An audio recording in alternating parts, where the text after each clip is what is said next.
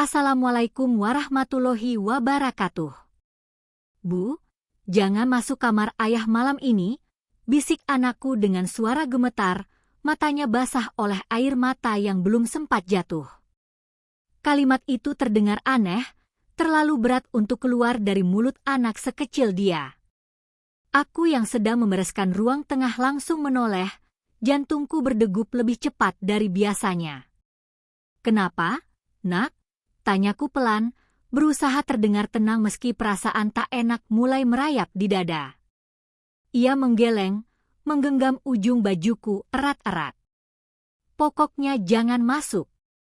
Ayah marah kalau ibu lihat. Kata-kata itu membuat tengkuku terasa dingin. Selama 12 tahun menikah, suamiku memang tipe pria tertutup, tapi tidak pernah sampai membuat anak kami ketakutan. Malam itu ia bilang akan lembur. Lampu kamar kami memang mati, tapi entah kenapa pintunya terkunci dari dalam sejak sore. Aku mencoba menepis pikiran buruk. Mungkin hanya salah paham. Mungkin anakku bermimpi. Namun tatapan takut di matanya tidak terlihat seperti mimpi. Aku mengantar anakku ke kamar dan menunggunya sampai tertidur, walau aku tahu ia hanya memejamkan mata tanpa benar-benar terlelap. Setelah memastikan ia aman, langkahku perlahan menuju kamar kami. Lorong rumah terasa lebih sunyi dari biasanya.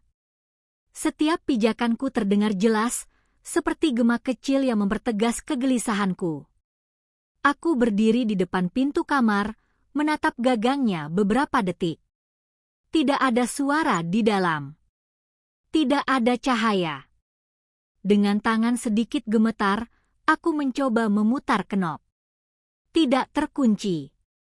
Pintu terbuka perlahan dengan bunyi berderit halus. Aroma parfum suamiku tercium samar. Ruangan itu tampak normal, rapi seperti biasa. Namun hatiku berkata ada sesuatu yang berbeda. Tatapanku langsung tertuju pada lemari besar di sudut kamar. Lemari itu biasanya tak pernah terkunci, tapi malam itu aku melihat gembok kecil terpasang di salah satu pintunya. Nafasku tertahan. Sejak kapan ada gembok di sana? Aku mendekat, menyentuh logam dingin itu dengan ujung jari. Perasaan campur aduk antara takut dan penasaran membuat kepalaku berdenyut. Di atas meja rias, aku melihat kunci kecil yang tak pernah kulihat sebelumnya. Seolah diletakkan dengan tergesa. Tanganku meraihnya. Detik berikutnya terasa seperti keputusan terbesar dalam hidupku. Aku tahu, begitu lemari ini terbuka, mungkin tidak ada jalan kembali ke hidupku yang lama. Dengan perlahan, aku memasukkan kunci ke gembok. Bunyi klik kecil terdengar sangat keras di telingaku. Aku membuka pintu lemari itu sedikit demi sedikit. Awalnya hanya pakaian tergantung rapi. Jas kerja, kemeja, dasi. Semua terlihat biasa. Tapi di bagian bawah, tersembunyi di balik kotak sepatu, ada sebuah tas hitam. Jantungku berdegup semakin cepat. Aku menarik tas itu keluar dan membukanya. Tanganku langsung lemas. Di dalamnya bukan hanya uang tunai dalam jumlah besar yang diikat rapi, tapi juga beberapa dokumen dan sebuah kartu identitas. Bukan atas nama suamiku yang kukenal. Foto di kartu itu jelas wajahnya, tapi dengan nama berbeda. Alamat berbeda. Bahkan tanda tangan berbeda. Dunia seolah berhenti berputar. Aku terduduk di lantai, mencoba memahami apa yang kulihat.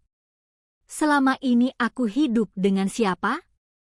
Siapa pria yang setiap hari makan di meja yang sama, tidur di sampingku, mencium keningku sebelum berangkat kerja? Kepalaku terasa penuh, napasku memburu. Tiba-tiba ponselku bergetar di genggaman. Nomor tak dikenal. Dengan tangan gemetar, aku mengangkatnya. Halo? Suara berat di seberang sana terdengar dingin dan asing. Kamu seharusnya tidak membuka lemari itu. Darahku terasa mengalir lebih cepat. Siapa ini? Tanyaku, hampir berbisik. Ada jeda singkat sebelum suara itu kembali terdengar. Sekarang kamu tahu terlalu banyak. Sambungan terputus. Ruangan terasa semakin sempit. Aku menatap tas hitam di depanku, lalu ke pintu kamar yang masih terbuka. Malam itu aku sadar, bisikan anakku bukan sekadar ketakutan biasa. Itu peringatan. Dan rahasia di dalam lemari itu hanyalah awal dari sesuatu yang jauh lebih besar daripada yang bisa kubayangkan. Tanganku masih memegang ponsel yang layarnya sudah gelap, tapi suara pria itu terus bergema di kepalaku. Sekarang kamu tahu terlalu banyak. Kalimat itu seperti ancaman yang menggantung di udara kamar yang tiba-tiba terasa pengap. Aku memandang tas hitam di hadapanku, uang tunai yang tersusun rapi, dan kartu identitas palsu dengan foto suamiku, wajah yang selama ini kupercaya sepenuh hati. Rasanya seperti melihat orang asing mengenakan wajah pria yang kucintai. Nafasku tidak teratur. Aku mencoba berdiri, tapi lututku terasa lemas. Dalam kepalaku, potongan-potongan kenangan 12 tahun pernikahan kami berputar cepat. Semua momen kecil yang dulu terasa biasa kini tampak mencurigakan. Lembur mendadak.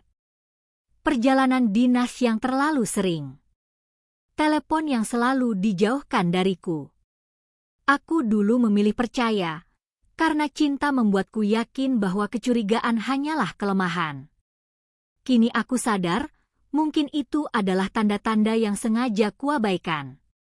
Tiba-tiba terdengar suara mobil berhenti di depan rumah. Jantungku seperti hendak meloncat keluar. Aku menoleh ke arah jendela kamar. Lampu mobil menyapu dinding sebentar sebelum mati. Dia pulang. Terlalu cepat. Apakah dia tahu aku sudah membuka lemari itu? Apakah telepon tadi darinya? Atau dari orang lain yang mengawasinya? Panik mulai menguasai pikiranku. Aku cepat-cepat memasukkan kembali kartu identitas dan dokumen ke dalam tas, tapi kali ini aku menyelipkan satu kartu ke saku piyamaku, tanpa sadar mungkin sebagai bukti. Uang itu tetap di tempatnya. Aku menutup tas, menyusunnya kembali seperti semula, lalu menutup pintu lemari dan menggemboknya. Tanganku gemetar hebat hingga hampir menjatuhkan kunci. Suara pintu depan dibuka terdengar jelas. Langkah kaki suamiku memasuki rumah. Aku berdiri di tengah kamar, berusaha menenangkan napas. Beberapa detik kemudian, bayangannya muncul di ambang pintu. Ia menatapku dengan ekspresi yang sulit kubaca. "Kamu belum tidur?" tanyanya pelan. Suaranya terdengar normal. Terlalu normal. Aku menelan ludah. "Aku menunggumu." Ia masuk ke kamar, meletakkan tas kerjanya di kursi. Tatapannya sekilas mengarah ke lemari, lalu kembali padaku. Ada sesuatu di matanya, kewaspadaan. "Kenapa anak kita menangis tadi?" tanyanya tiba-tiba. Pertanyaan itu membuatku terdiam. Jadi dia tahu. Atau setidaknya dia merasa ada yang tidak beres. Dia bilang jangan masuk kamar ayah malam ini, jawabku hati-hati. Wajahnya sedikit berubah, tapi hanya sesaat. "Anak kecil sering berimajinasi," katanya cepat. Aku menatapnya dalam-dalam, mencari celah kejujuran di wajah yang sudah sangat kukenal. "Apa ada sesuatu yang harus aku tahu?" tanyaku akhirnya. Ruangan terasa membeku. Ia tidak langsung menjawab. Hanya menatapku balik, lama, seolah sedang menimbang sesuatu di kepalanya. "Tidak ada apa-apa," katanya pelan, tapi rahangnya mengeras. Kebohongan itu terasa jelas, bahkan tanpa bukti di tanganku. Aku merasakan campuran marah dan takut yang sulit dijelaskan. "Kenapa lemari itu digembok?" tanyaku lagi, kali ini suaraku sedikit bergetar. Ia terdiam sepersekian detik terlalu lama. "Dokumen penting kantor." Aku tidak ingin tercecer. Jawaban yang terdengar disiapkan. Aku hampir saja berteriak, hampir saja mengatakan bahwa aku sudah melihat semuanya. Tapi sesuatu menahanku. Telepon misterius itu. Ancaman yang tidak jelas asalnya. Jika ini lebih besar dari sekadar kebohongan rumah tangga, aku tidak boleh gegabah. Ia melangkah mendekat, memegang bahuku lembut. Sentuhan yang dulu membuatku merasa aman kini terasa asing. "Kamu terlihat pucat," katanya. "Kamu terlalu banyak berpikir." Aku menahan diri untuk tidak mundur. Dalam hati, aku tahu satu hal pasti, pria di depanku sedang menyembunyikan sesuatu yang besar. Dan yang lebih menakutkan, mungkin bukan hanya aku yang sedang diawasi malam ini. Mungkin rumah ini pun tidak lagi seaman yang kukira. Aku memaksakan senyum tipis agar ia tidak membaca kegelisahanku lebih jauh. "Mungkin aku memang terlalu lelah," jawabku pelan. Ia mengangguk, lalu berjalan ke kamar mandi seperti biasa, seolah tidak ada rahasia besar yang tersembunyi beberapa langkah dari kami. Begitu pintu kamar mandi tertutup dan suara air mengalir terdengar, tubuhku langsung melemas. Aku duduk di tepi ranjang, pikiranku berpacu. Aku harus berpura-pura tidak tahu. Setidaknya untuk sekarang. Jika benar ada orang lain yang terlibat, aku tidak bisa gegabah. Aku harus lebih cerdas. Lebih tenang. Suara air berhenti. Beberapa menit kemudian ia keluar, mengeringkan rambutnya dengan handuk. Wajahnya terlihat lelah, tapi bukan lelah biasa, lebih seperti seseorang yang memikul beban berat sendirian. Ia berbaring di sampingku dan mematikan lampu. "Tidurlah," katanya pelan. Dalam gelap, aku menatap langit-langit. Jarak di antara kami hanya beberapa sentimeter, tapi terasa seperti jurang yang dalam. Aku bisa merasakan napasnya, mendengar detak jantungnya, tapi untuk pertama kalinya dalam 12 tahun, aku merasa tidur di samping orang asing. Malam itu aku tidak benar-benar tidur. Aku hanya memejamkan mata sambil mendengarkan setiap gerakannya. Sekitar pukul 3 pagi, aku merasakan ia bergerak pelan, mencoba bangun tanpa membangunkanku. Aku menahan napas. Ia mengambil ponselnya dan berjalan keluar kamar dengan hati-hati. Begitu pintu tertutup, aku langsung bangkit dan mengikuti dengan langkah ringan. Dari balik lorong, aku melihatnya berdiri di ruang tengah, berbicara pelan melalui telepon. "Dia hampir tahu," bisiknya. Dadaku langsung terasa sesak. Jadi benar. Bukan hanya kecurigaanku. Tidak, dia belum lihat semuanya, lanjutnya. Aku menggigit bibir agar tidak mengeluarkan suara. "Hampir tahu? Belum lihat semuanya? Berarti ada lebih banyak lagi yang belum kutemukan." Percakapan itu tidak berlangsung lama. Ia menutup telepon, berdiri diam beberapa detik, lalu mengusap wajahnya dengan kedua tangan, seperti orang yang tertekan. Aku cepat-cepat kembali ke kamar dan berbaring sebelum ia masuk. Beberapa detik kemudian, ia kembali ke tempat tidur. Kali ini napasnya tidak setenang sebelumnya. Pagi datang dengan cahaya pucat yang masuk melalui celah tirai. Ia sudah bangun lebih dulu, berpakaian rapi seperti biasa. "Aku harus pergi lebih awal," katanya singkat. Aku hanya mengangguk. Sebelum keluar kamar, ia sempat menatapku lama, seolah ingin mengatakan sesuatu, tapi akhirnya hanya menghela napas dan pergi. Begitu suara mobilnya menghilang, aku langsung bangkit. Tanganku bergetar bukan karena takut lagi, tapi karena tekad. Jika ada lebih banyak yang belum kulihat, aku akan menemukannya. Aku kembali membuka lemari itu. Kali ini aku memeriksa setiap sudutnya dengan teliti. Di balik lapisan bawah laci terdalam, jariku menyentuh sesuatu yang keras. Sebuah amplop coklat tersembunyi rapi. Aku menariknya keluar. Di dalamnya ada beberapa foto. Foto suamiku bersama seorang wanita yang tidak kukenal. Mereka berdiri di depan sebuah gedung apartemen. Tanggal di belakang foto menunjukkan beberapa bulan terakhir. Tapi bukan kedekatan mereka yang membuatku membeku. Di salah satu foto, suamiku terlihat menyerahkan tas hitam yang sama kepada pria lain yang wajahnya tertutup topi dan masker. Tanganku terasa dingin. Ini bukan sekadar perselingkuhan. Ini bukan hanya kebohongan kecil.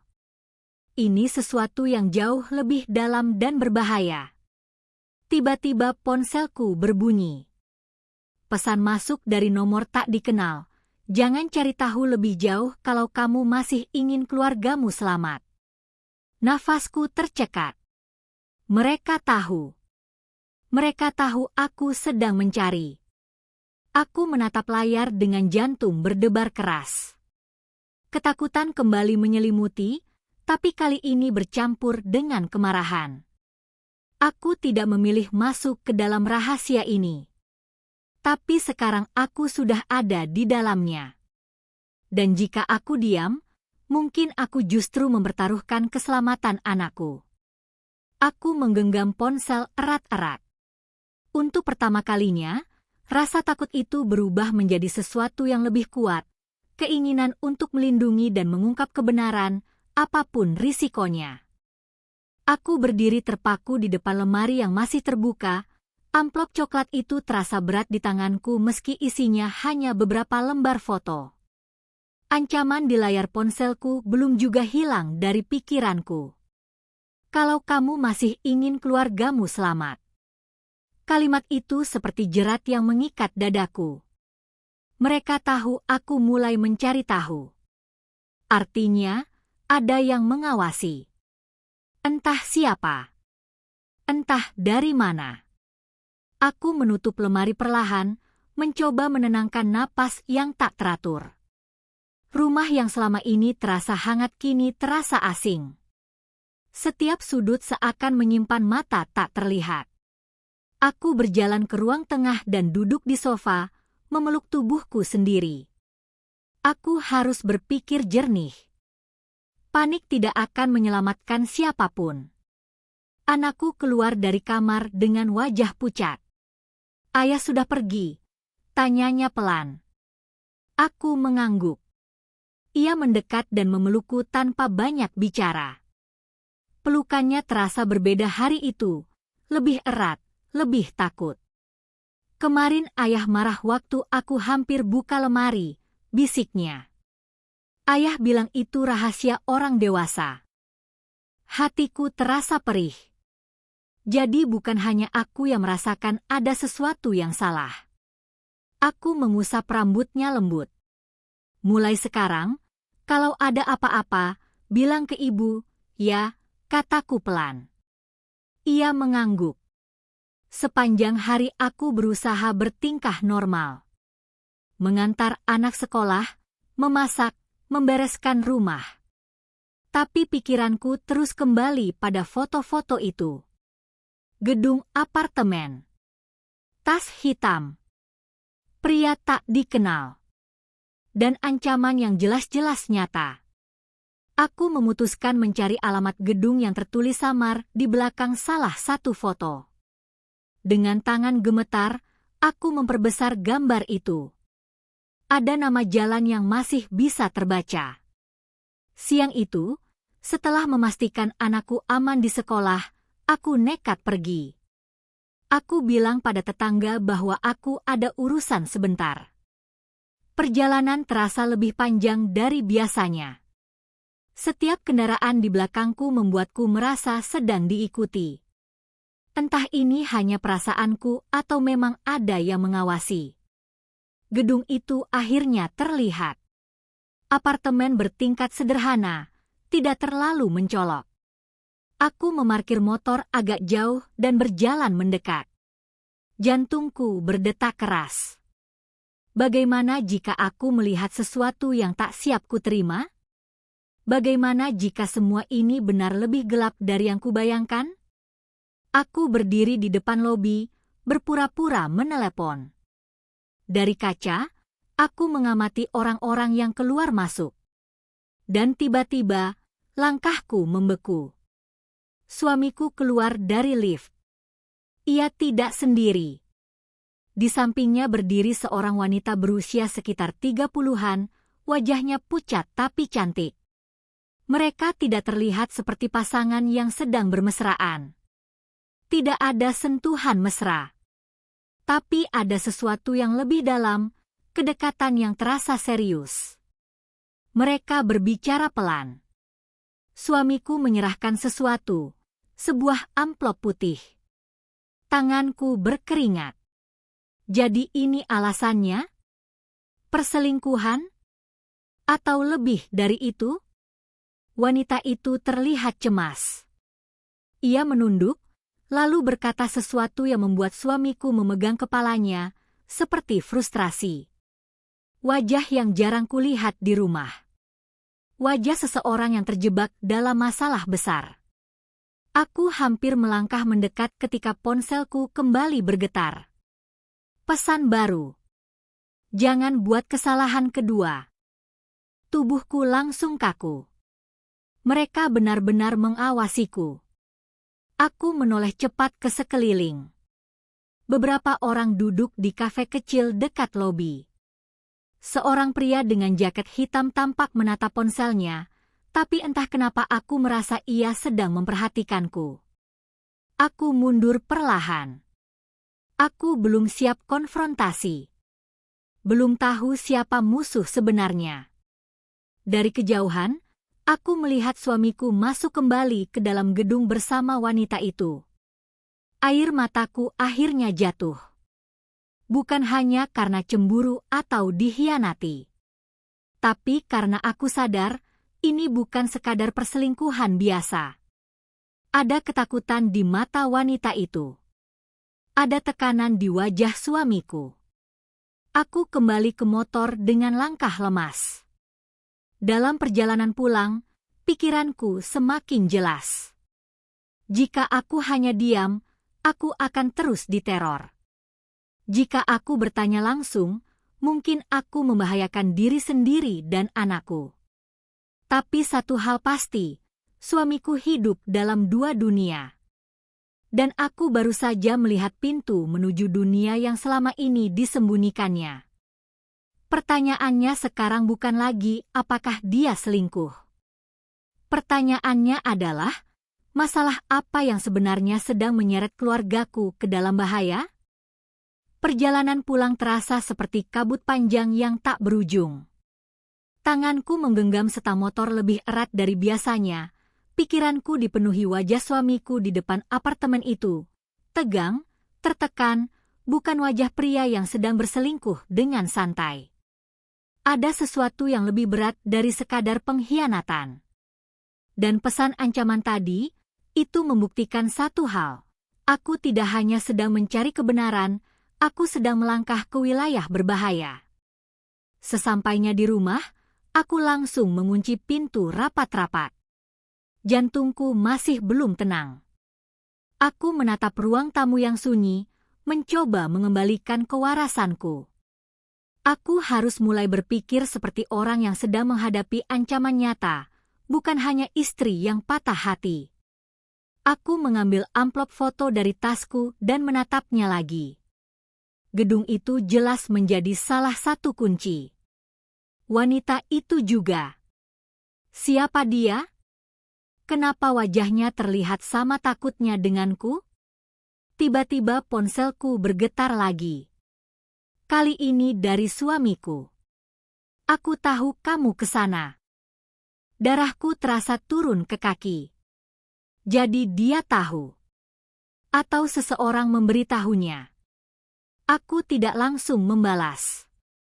Beberapa detik kemudian pesan lain masuk. Kita harus bicara. Sekarang.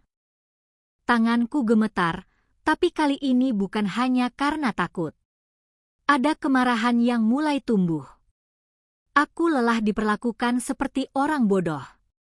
Aku di rumah, balasku singkat. Tak sampai 30 menit, suara mobilnya terdengar di depan rumah. Aku berdiri di ruang tengah, menunggu. Ketika pintu terbuka, wajahnya terlihat jauh lebih tegang daripada tadi pagi.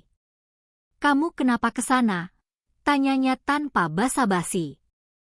Aku seharusnya yang bertanya, jawabku tajam. Siapa wanita itu? Dan apa yang sebenarnya kamu sembunyikan? Ia terdiam. Untuk beberapa detik, hanya ada suara napas kami yang berat. Itu bukan seperti yang kamu pikirkan, katanya akhirnya. Kalimat klasik itu hampir membuatku tertawa getir. Kalau bukan perselingkuhan, lalu apa? Uang di lemari? Identitas palsu? Telepon ancaman? Aku bahkan diperingatkan untuk tidak mencari tahu. Wajahnya berubah. Kamu dapat telepon lagi? Aku mengangguk. Ia berjalan mondar-mandir seperti orang yang terpojok. Kamu tidak seharusnya dilibatkan. Aku sudah dilibatkan sejak kamu menyimpan semua itu di rumah kita. Suaraku meninggi, lalu cepat-cepat kutahan agar anakku tidak mendengar. Ia menatapku lama. Tatapan itu bukan marah. Bukan juga defensif. Itu tatapan seseorang yang sedang menimbang antara mengatakan kebenaran atau tetap berbohong. Apa kamu percaya aku mencintaimu? Tanyanya tiba-tiba. Pertanyaan itu membuatku terdiam. Aku tidak tahu lagi, jawabku jujur. Ia menarik napas panjang. Wanita itu bukan selingkuhanku. Lalu, ia adik dari seseorang yang terlibat masalah besar. Dan aku terlanjur ikut masuk. Kata-katanya menggantung. Masalah apa? Ia menutup mata sejenak sebelum menjawab, uang. Hutang. Dan orang-orang yang tidak main-main. Jantungku berdegup lebih keras. Kamu berhutang pada siapa? Ia tidak langsung menjawab. Dan diamnya itulah yang membuat semuanya terasa semakin berbahaya. Aku awalnya hanya membantu seorang teman, katanya pelan. Investasi cepat. Untung besar. Tapi ternyata itu jaringan pencucian uang. Ketika aku sadar, aku sudah terlalu dalam. Kepalaku terasa berputar. Dan identitas palsu itu? Untuk transaksi. Mereka memaksaku. Tanganku terasa dingin. Dan sekarang, mereka mengancam akan menyeret kita semua kalau aku mundur. Air mataku jatuh tanpa bisa kutahan. Jadi selama ini kamu mempertaruhkan aku dan anakmu demi menutup kesalahanmu? Ia mendekat, suaranya pecah. Aku mencoba melindungi kalian. Dengan berbohong, bisikku. Tiba-tiba ponselnya bergetar. Ia melihat layar dan wajahnya langsung pucat. Siapa? Tanyaku. Ia tidak menjawab. Beberapa detik kemudian, terdengar suara mobil berhenti keras di depan rumah. Kami saling menatap. Dan untuk pertama kalinya, aku melihat ketakutan nyata di mata suamiku. Bukan takut kehilangan aku, tapi takut pada seseorang yang baru saja datang menagih sesuatu. Suara pintu mobil dibanting terdengar keras, memecah keheningan yang menggantung di ruang tamu. Jantungku seperti berhenti sesaat. Suamiku berdiri kaku, Wajahnya benar-benar pucat sekarang. Ia menoleh ke arah jendela dengan gerakan pelan, seolah takut memastikan apa yang sudah jelas kami dengar. "Siapa itu?" bisikku, suaraku nyaris tak terdengar. Ia tidak langsung menjawab. Hanya menelan ludah dan berjalan pelan ke arah tirai, mengintip sedikit keluar. Tangannya bergetar. "Ada 2 orang," katanya lirih. "Aku pernah lihat salah satunya." Darahku terasa dingin. Tiba-tiba terdengar ketukan keras di pintu depan. Bukan ketukan biasa. Lebih seperti peringatan. Duk, duk, duk. Anakku keluar dari kamar dengan wajah bingung. "Ibu, ada siapa?" Aku langsung memeluknya. "Masuk kamar. Kunci pintunya. Jangan keluar sebelum ibu panggil." Ia menatapku takut, tapi menurut. Begitu pintu kamarnya tertutup, ketukan itu terdengar lagi, lebih keras. Suamiku mengusap wajahnya kasar. "Kita tidak bisa pura-pura tidak ada di rumah." "Jangan buka," bisikku panik. Tapi sebelum aku sempat menahannya, ia sudah berjalan ke arah pintu. Ketika pintu terbuka, 2 pria berdiri di sana.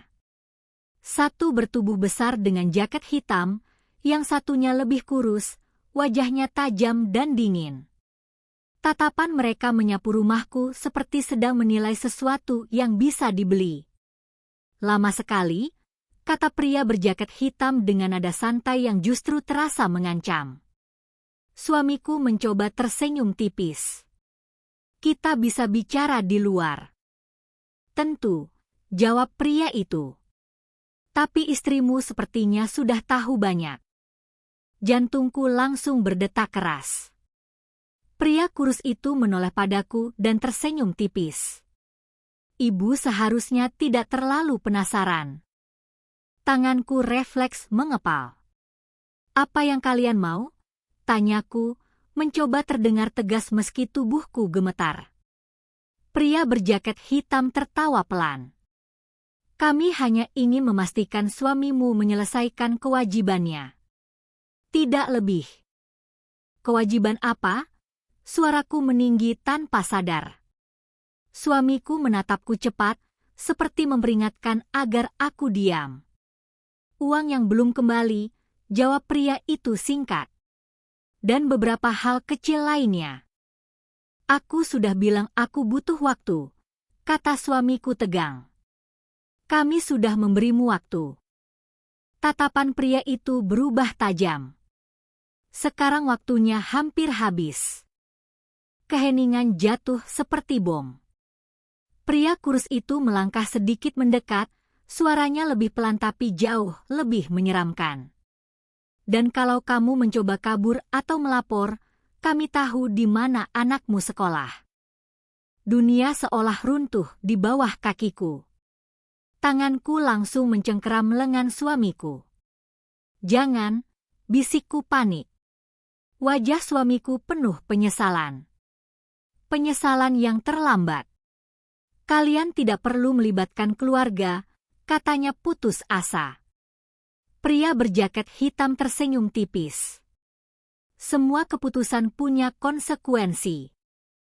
Setelah itu, mereka mundur perlahan.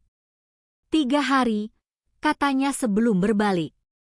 "Setelah itu, kami tidak akan sebaik ini." Mobil mereka melaju pergi, meninggalkan udara yang terasa lebih berat dari sebelumnya. Aku menutup pintu dengan tangan gemetar. Kunci pintu berbunyi klik, tapi tidak memberi rasa aman sedikitpun. Aku berbalik menatap suamiku. 3 hari, suaraku pecah. 3 hari untuk apa? Ia terduduk di sofa, wajahnya hancur. Jumlahnya terlalu besar. "Berapa?" tanyaku pelan. Ia terdiam beberapa detik. 2 miliar. Napasku tercekat.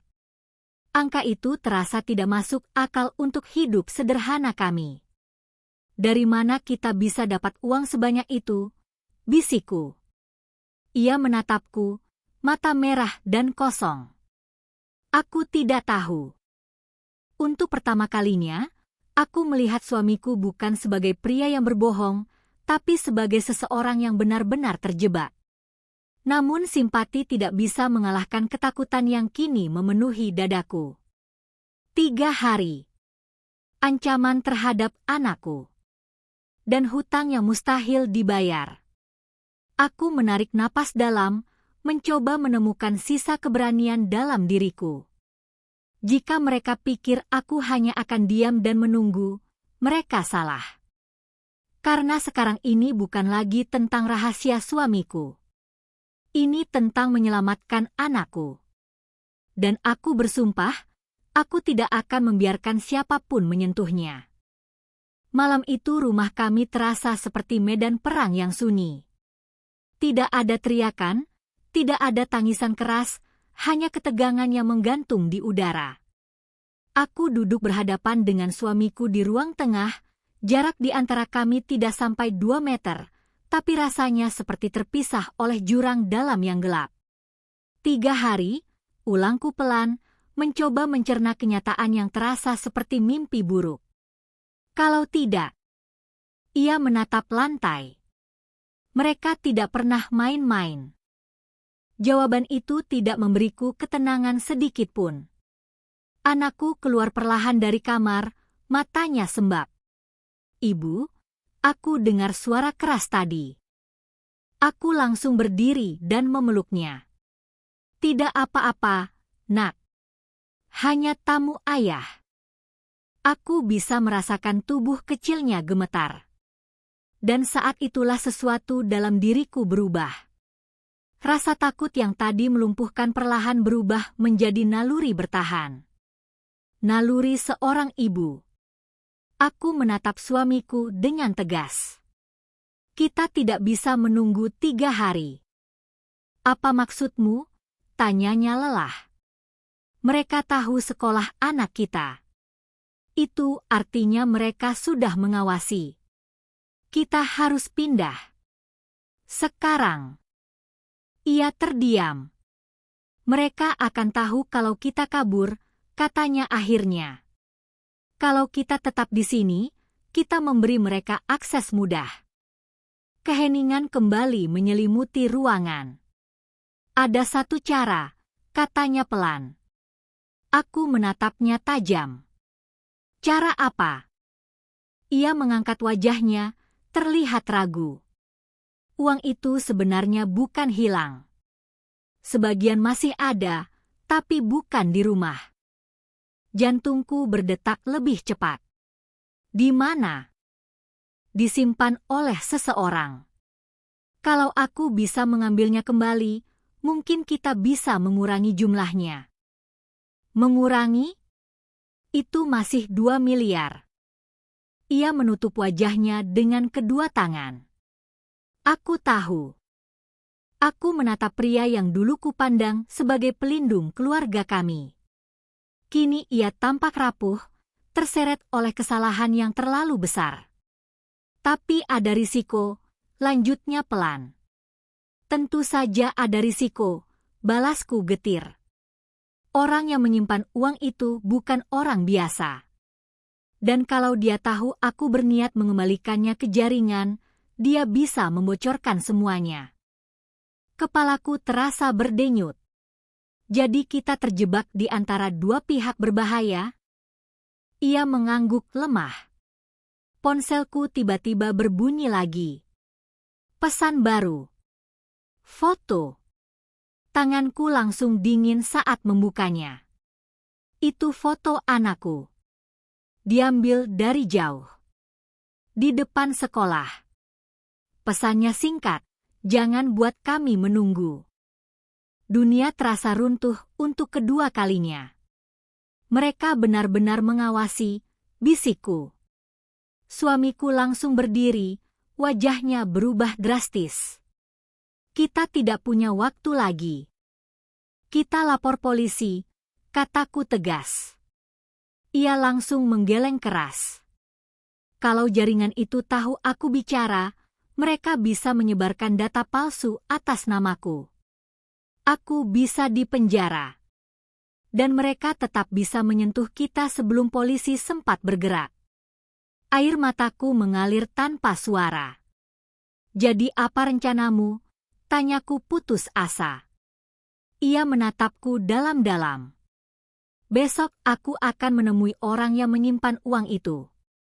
Kalau berhasil, kita langsung pergi dari kota ini. Pergi kemana? Kemanapun yang jauh. Aku memeluk anakku lebih erat. Dan kalau gagal, tanyaku pelan. Ia tidak menjawab. Jawaban itu justru terasa lebih menakutkan daripada kata-kata. Malam itu kami tidak tidur. Aku duduk di samping ranjang anakku, menatap wajahnya yang polos dalam cahaya redup lampu tidur. Dalam hati aku membuat keputusan yang mungkin akan mengubah segalanya. Jika suamiku gagal, aku tidak akan tinggal diam. Aku membuka kembali foto ancaman di ponselku dan menyimpannya di cloud rahasia yang baru saja kubuat. Aku juga memotret semua dokumen dari lemari dan menyimpannya secara online. Jika sesuatu terjadi pada kami, setidaknya akan ada jejak. Jam menunjukkan hampir pukul 3 pagi ketika akhirnya aku menatap keluar jendela. Di seberang jalan, sebuah mobil hitam terparkir sejak tadi. Lampunya mati. Tapi aku tahu, kami tidak sendirian malam ini. Mobil hitam itu masih terparkir ketika fajar mulai menyingsing. Aku tidak memejamkan mata sedikit pun. Setiap kali kelopak mataku terasa berat, bayangan foto anakku di depan sekolah langsung membuatku terjaga kembali. Aku berdiri di balik tirai tipis, mengintip dengan napas tertahan. Siluet seseorang terlihat di kursi depan mobil itu. Diam. Menunggu. Suamiku bangun dengan wajah pucat dan mata merah. Ia mengikuti arah pandangku. Saat melihat mobil itu, rahangnya mengeras. Mereka mempercepat tekanan, gumamnya pelan. Apa rencanamu hari ini? Tanyaku tanpa menoleh. Aku akan pergi sekarang. Sebelum mereka berpikir aku mencoba kabur. Sendiri. Ia mengangguk. Lebih aman. Aman. Kata itu terdengar kosong di rumah yang kini terasa seperti sangkar. Sebelum pergi, ia berlutut di depan anak kami yang masih mengantuk. Ayah cuma ada urusan sebentar. Dengar ibu, ya. Suaranya bergetar halus. Untuk sesaat, aku melihat ketakutan yang sama seperti yang kurasakan. Begitu pintu tertutup dan mobilnya menjauh, mobil hitam di seberang jalan ikut menyala pelan, lalu bergerak mengikuti. Darahku terasa dingin. Aku segera mengunci semua pintu dan jendela. Lalu aku duduk, memaksa diriku berpikir jernih. Jika ini adalah permainan tekanan, maka aku tidak bisa hanya menunggu kabar. Pukul 10 pagi, ponselku berbunyi. Bukan pesan. Panggilan video. Nomor tak dikenal. Tanganku gemetar saat menjawab. Layar menampilkan ruangan gelap. Lalu kamera bergerak. Wajah pria berjaket hitam muncul.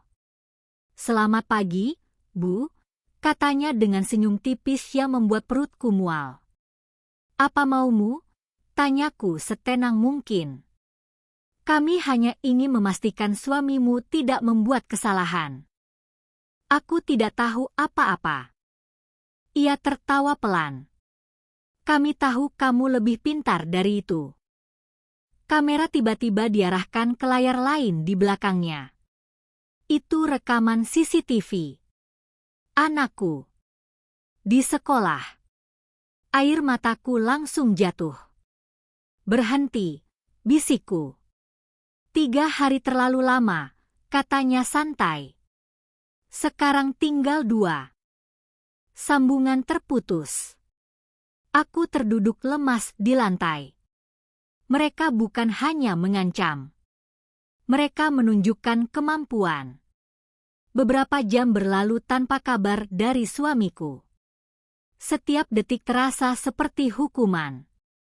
Sekitar pukul 2 siang, ponselku akhirnya berbunyi. Pesan dari suamiku, aku dapat setengahnya. Nafasku tercekat. Setengah berarti 1 miliar.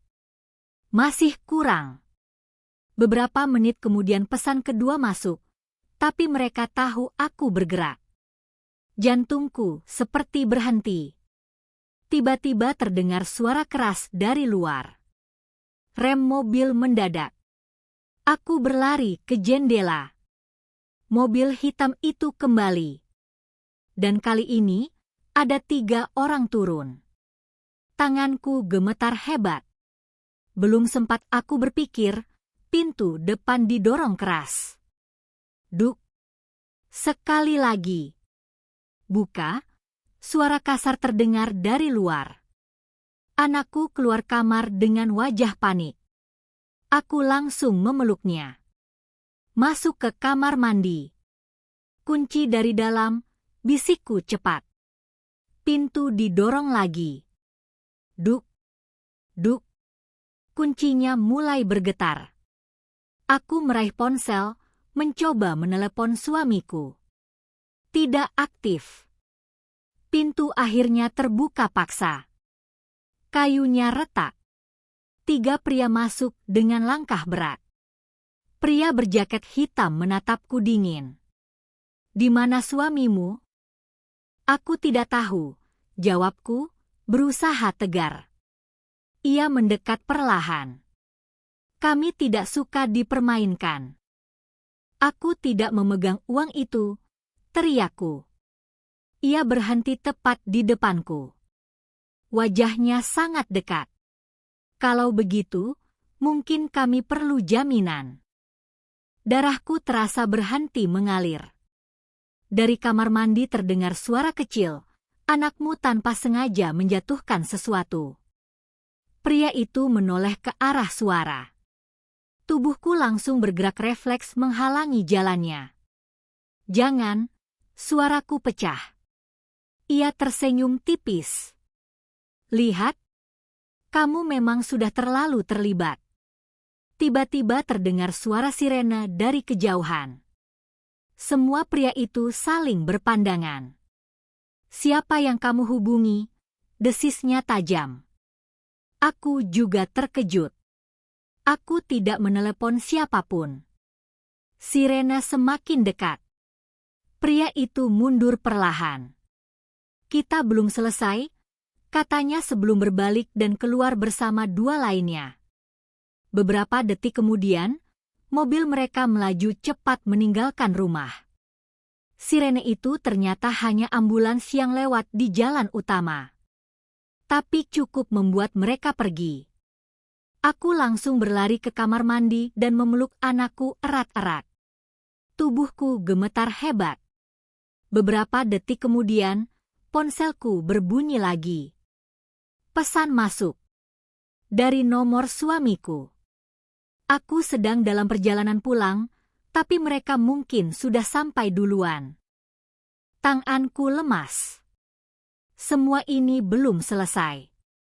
Dan sekarang, waktunya benar-benar hampir habis.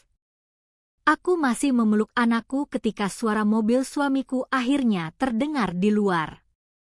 Tubuhku terasa lelah luar biasa, bukan hanya fisik, tapi mental. Pintu rumah yang rusak sebagian masih menggantung miring, kayunya retak akibat didobrak tadi. Rumah ini tidak lagi aman. Bahkan sebelum 3 hari itu habis, mereka sudah menunjukkan bahwa mereka bisa masuk kapan saja. Suamiku masuk dengan napas terengah. Wajahnya langsung berubah ketika melihat kondisi pintu. Mereka datang, tanyanya panik. Aku mengangguk. Mereka hampir masuk ke kamar mandi. Wajahnya pucat pasi. Ia menoleh ke arah anak kami yang masih memelukku erat. Untuk pertama kalinya, aku melihat air mata di sudut matanya. Ini salahku, bisiknya. Penyesalan tidak akan memperbaiki apapun, jawabku tegas, meski hatiku ikut hancur melihatnya. Ia mengeluarkan tas dari jaketnya dan membukanya. Di dalamnya ada beberapa bundel uang tunai. 1 miliar, katanya pelan. Ini semua yang bisa kudapat sekarang. Masih kurang setengahnya, kataku. Ia mengangguk lemah. Aku mencoba meminta waktu tambahan. Tapi mereka tidak mau. Aku berjalan mondar-mandir, mencoba berpikir cepat. Kita tidak bisa tinggal di sini. Mereka akan kembali. Kita butuh rencana, katanya. Rencana, suaraku meninggi. Mereka mengancam anak kita.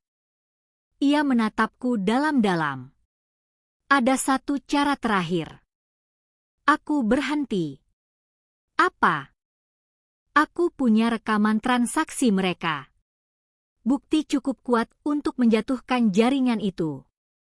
Jantungku berdegup lebih keras. Kenapa baru sekarang kamu bilang? Karena kalau itu sampai tersebar, mereka akan memburuku tanpa henti. Dan sekarang, tanyaku tajam. Sekarang mereka sudah memburu kita. Keheningan jatuh lagi, tapi kali ini berbeda. Ada keputusan yang mulai terbentuk di udara. Kita serahkan uang ini, lanjutnya, dan pada saat yang sama kita kirim bukti itu ke beberapa tempat. Polisi, media, siapapun. Kalau sesuatu terjadi pada kita, semuanya akan tersebar. Aku menatapnya.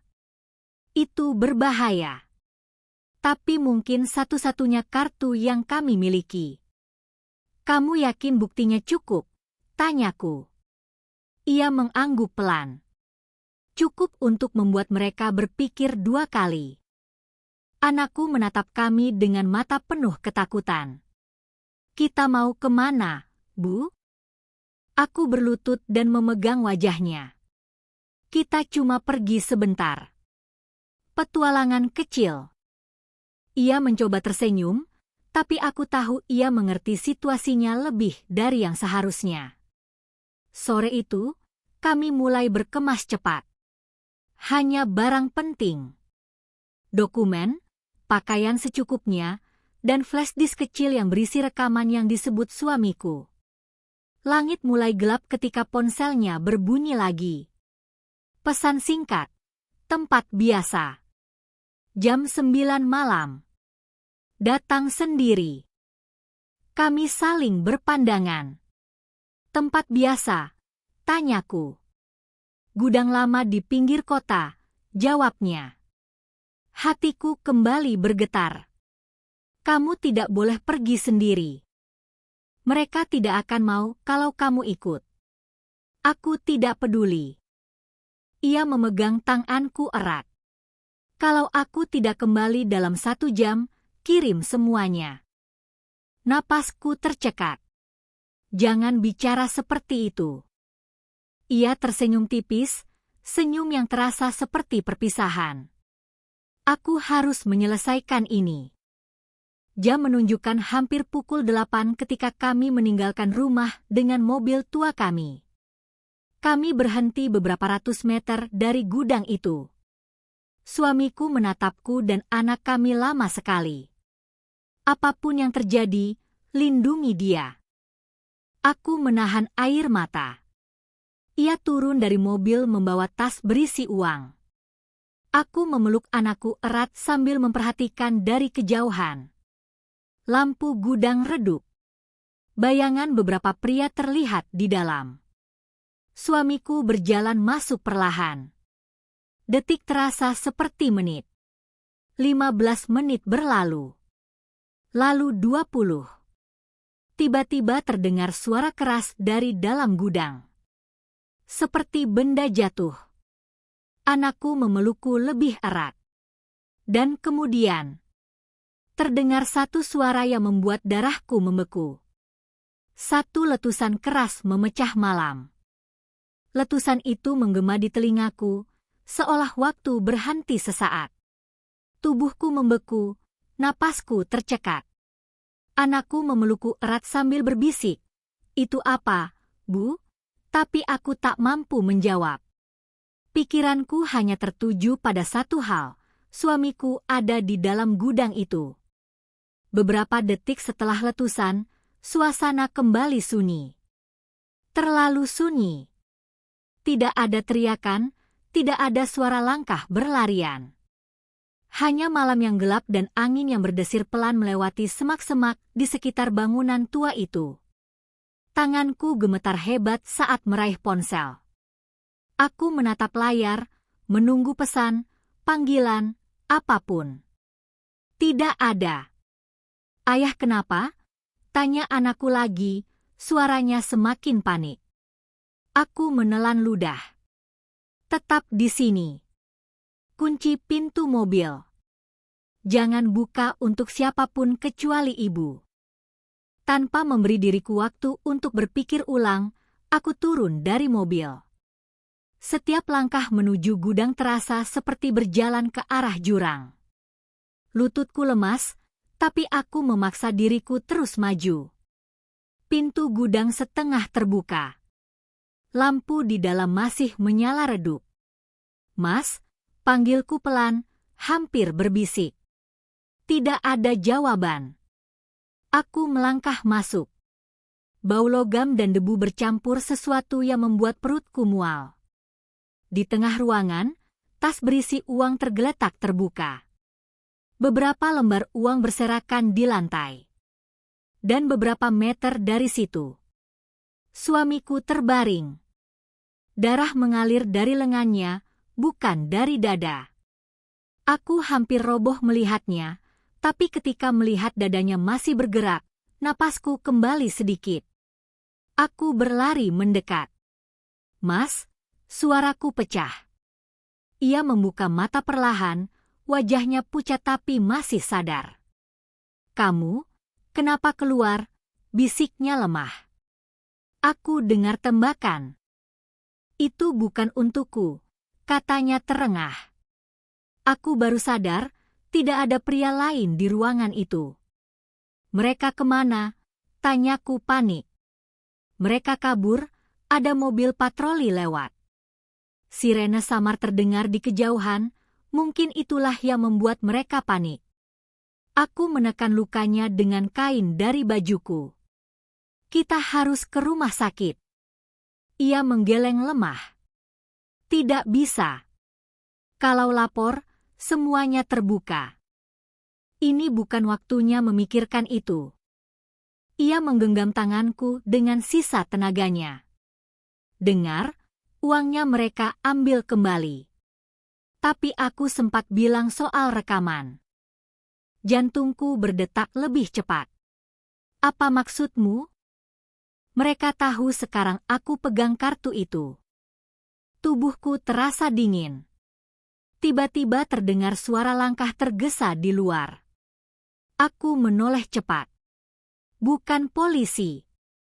Dua pria berlari kembali ke arah gudang. Mereka belum pergi jauh. Salah satu dari mereka melihatku. Wajahnya berubah marah. "Ku bilang jangan main-main," teriaknya. Refleks, aku berdiri di depan suamiku, mencoba melindunginya meski tahu itu sia-sia. Pria itu mengangkat sesuatu di tangannya. Bukan senjata api kali ini, tapi besi panjang. Langkahnya cepat mendekat. Dan tepat saat jarak kami tinggal beberapa meter, suara tembakan lain terdengar. Kali ini jelas lebih dekat. Pria itu terhenti mendadak. Tubuhnya jatuh ke lantai. Aku terpaku. Di pintu gudang berdiri dua polisi dengan senjata terangkat. "Semua tiarap," teriak salah satu dari mereka. Detik berikutnya terasa kacau. Polisi bergerak cepat. Pria kedua mencoba kabur tapi berhasil ditangkap di luar. Aku berlutut kembali di samping suamiku, air mataku jatuh tanpa henti. Ambulans datang beberapa menit kemudian.